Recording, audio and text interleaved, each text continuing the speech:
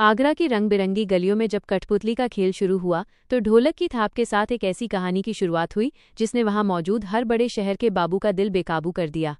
ये कहानी थी एक ऐसी बेचारी और दुखियारी लड़की की जिसके नसीब में न पेट भर रोटी थी और न पैरों में जूता, लेकिन उसकी जिंदगी तब पूरी तरह बदल गई जब उसके हाथों में एक जादुई पुरानी गुड़िया आई।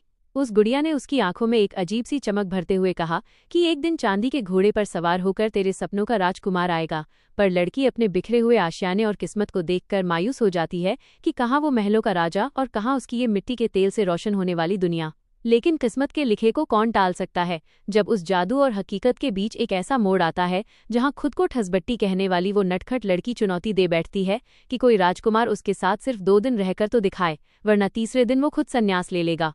और यहीं से शुरू होता है उसकी किस्मत का वो अनोखा खेल जो सबको हैरत में डालने वाला था। ढोलक की थाप और तेज हो गई और कठपुतलियों के धागे हवा में बड़ी तेजी से हिलने लगे। तमाशा देखने वाले लोग सांस रोककर खड़े थे कि तभी कहानी में एक नया मोड़ आया। उस लड़की की बात अभी पूरी भी नहीं हुई थी कि अचानक बस्ती के मुहाने पर धूल का एक बड़ा सा गुबार उड़ा और सचमुच एक चमचमाती हुई महंगी गाड़ी आकर रुकी जिसमें से शहर का एक रईस और पढ़ा लिखा नौजवान बाहर निकला। वो किसी जमीन के सिलसिले में आगरा आया था, लेकिन इस मदमस्त और बेबाक लड़की की बातें सुनकर उसके कदम वहीं के वहीं ठिठक गए। लड़की ने जब उसे देखा तो अपनी आदत के मुताबिक जरा भी नहीं झिझकी, बल्कि अपनी जादुई गुड़िया को आगे करके बोली, लो भाई, आ गए हमारे चांदी के घोड़े वाले राजकुमार। अब देखना यह है कि ये 2 दिन टिकते हैं या पहले ही दिन हिमालय की राह पकड़ते हैं। वह नौजवान जो अपनी रईसी और सलीके पर बड़ा नाज करता था, इस बेबाक चुनौती को सुनकर मुस्कुरा दिया और उसने खेल खेल में ही उसकी इस बात को स्वीकार कर लिया। उसे लगा कि एक मामूली और गरीब लड़की को सीधे रास्ते पर लाना उसके लिए चंद मिनटों का काम है, लेकिन उसे इस बात का जरा भी अंदाजा नहीं था कि इस लड़की की जुबान जितनी कड़वी और मीठी मिक्स्ड थी, उसका दिमाग उससे भी तेज था।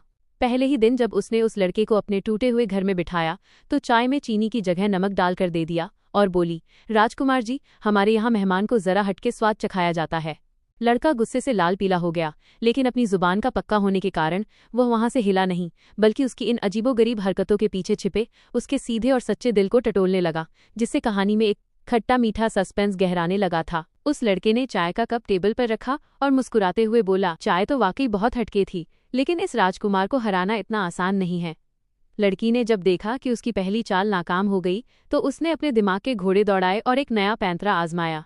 उसने तुरंत अपनी वही पुरानी गुड़िया उठाई और लड़के के सामने नाचते हुए कहने लगी, अच्छा बाबूजी, तो फिर तैयार हो जाओ, क्योंकि हमारे इस छोटे से आशियाने में रात को सोने के लिए मखमली गद्दे नहीं, बल्कि आसमान की छत और ठंडी जमीन मिलती है।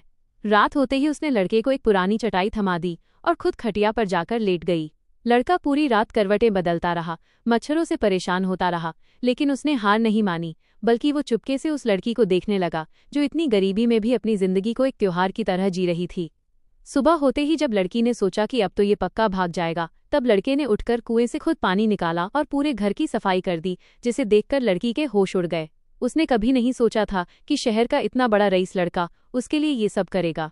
जब उसने लड़के से पूछा कि वो ये सब क्यों कर रहा है, तो लड़के ने उसकी आंखों में देखते हुए बड़ी सादगी से कहा, मैं यहाँ अपनी जीत साबित करने नहीं आया था, बल्कि ये देखने आया था कि जो लड़की सबको हंसाती है उसके अपने दिल में कितना दर्द छुपा है।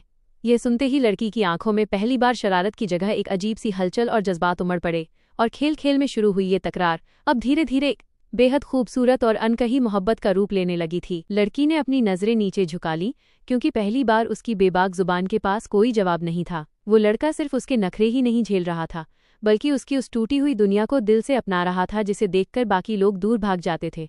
तीसरे दिन की सुबह आ चुकी थी, यानी शर्त के मुताबिक वो दिन जब उस राजकुमार को या तो संन्यास लेना था या हमेशा के लिए चले जाना था। लड़की का दिल एक अजीब सी घबराहट से भर गया था। वो चाहती थी कि लड़का जीत जाए, लेकिन वो ये भी नहीं चाहती थी कि वो उसे छोड़कर शहर वापस लौट जाए। तभी बाहर फिर से गाड़ियों के हॉर्न की आवाज़ गूंजी और उस लड़के के परिवार वाले उसे लेने के लिए बस्ती में आ पहुंचे।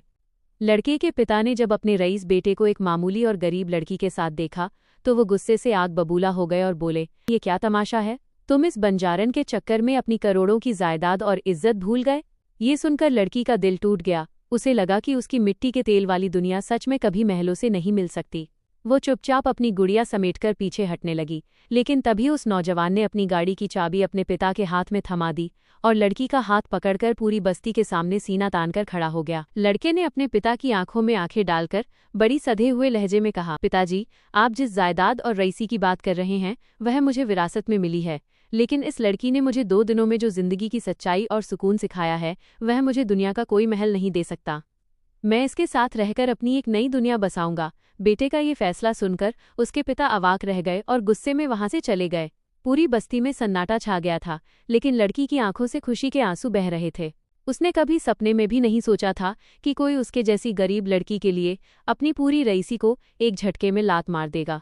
उसने शर्माते हुए लड़के की तरफ देखा और अपनी पुरानी आदत के मुताबिक चुटकी लेते हुए बोली, तो राजकुमार जी, आपने सच में हिमालय जाने के बजाय मेरी इस टूटी फूटी झोपड़ी को ही अपना आशियाना चुन लिया। लड़के ने मुस्कुराकर उसकी जादुई गुड़िया को अपने हाथ में लिया और कहा, हाँ, क्योंकि इस गुड़िया ने जो भविष्यवाणी की थी उसे तो सच होना ही था। इसके बाद दोनों ने मिलकर अपनी मेहनत से एक नया सफर शुरू किया, जहां रईसी का घमंड नहीं बल्कि एक दूसरे के लिए बेपनाह मोहब्बत, आदर और हर पल में खिलखिलाती हुई खुशियां थीं। समय बीतता गया और दोनों ने मिलकर शहर के एक छोटे से कोने में अपनी एक नई दुनिया बसा ली। लड़के ने अपनी पुरानी रईसी का घमंड पीछे छोड़कर एक छोटी सी नौकरी शुरू की और लड़की ने अपनी उसी जादुई गुड़िया और कठपुतली के हुनर को आगे बढ़ाया। अब वो सिर्फ गलियों में नहीं बल्कि बड़े बड़े मंचों पर जाकर अपनी कला का प्रदर्शन करने लगी थी। लोग उसकी मीठी बोली और अनोखे अंदाज के दीवाने हो गए थे। एक दिन शहर के सबसे बड़े ऑडिटोरियम में उसका एक बहुत बड़ा शो था।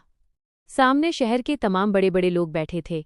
लड़की ने जब पर्दे के पीछे से देखा तो सामने की पहली कतार में उस लड़के के पिता भी बैठे थे, जो कभी गुस्से में उसे छोड़कर चले गए थे। लड़की का दिल जोर से धड़कने लगा।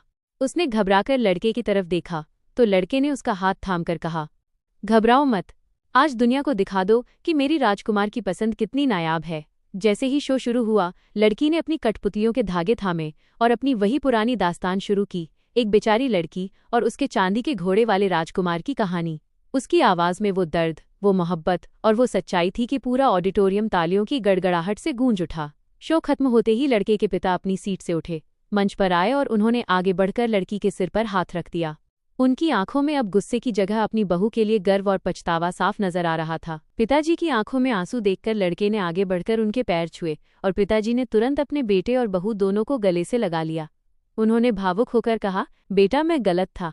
रईसी बक्से में बंद पैसों से नहीं बल्कि ऐसे बड़े और सच्चे दिल से होती है। तुम दोनों ने मुझे आज रिश्तों की सबसे बड़ी दौलत का एहसास कराया है। पिताजी के मान जाने से अब दोनों की खुशियों में 4 चांद लग गए थे।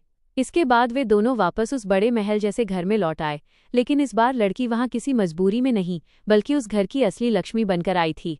उसने महलों की चकाचौंध में भी अपनी सादगी और अपने उस कठपुतली के हुनर को कभी नहीं छोड़ा, बल्कि उसने महल के एक बड़े हिस्से को गरीब बच्चों के लिए एक कला केंद्र बना दिया, जहां वो मुफ्त में बच्चों को अपनी कला सिखाती थी। वो राजकुमार जिसे 2 दिन टिकने की चुनौती मिली थी, अब उम्र भर के लिए उसका हमसफर बन चुका था। पिताजी के मान जाने से दोनों की जिंदगी पूरी तरह मुकम्मल हो गई।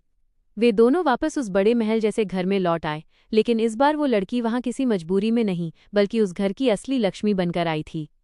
उसने महलों की चकाचौंध में भी अपनी सादगी और उस कठपुतली के हुनर को कभी नहीं छोड़ा, बल्कि महल के एक हिस्से को गरीब बच्चों के लिए कला केंद्र बना दिया।